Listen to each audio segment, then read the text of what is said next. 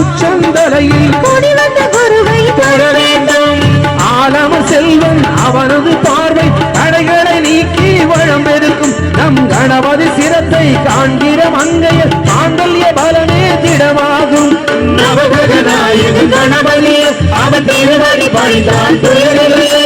நவகிரகநாயகன் கணபதி அவன் திருவடி பணிந்தால் துயரில்லையே.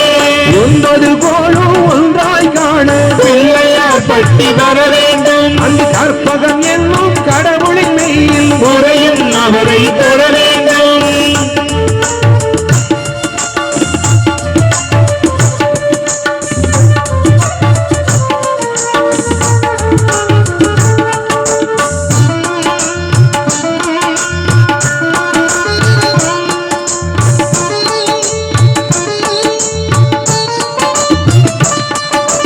கேதுவின் கோஷம் போகுதல் வேண்டி பிள்ளையார் பட்டி வர வேண்டும். அந்த கற்பக தேவனை இடத்தொடை மேலே மலரும் கேதுவை தொழ வேண்டும். கேதுவின் தோஷம் போகுதல் வேண்டி பிள்ளையார் பட்டி வர வேண்டும். அந்த கற்பக தேவனை இடத்தொடை மேலே மலரும் கேதுவை தொழ வேண்டும்.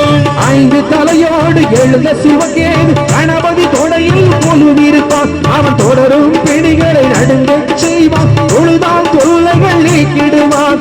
நவகிரகநாயகன் கணபதி அவன் திருவடி பணிந்தால் துயரில்லையே. நவகிரகநாயகன் கணபதி அவன் திருவடி பணிந்தால் துயரில்லையே.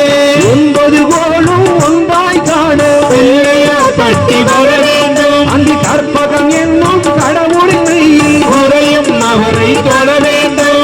நவகிரகநாயகன் கணபதி அவன் திருவடி பணிந்தால் துயரில்லையே.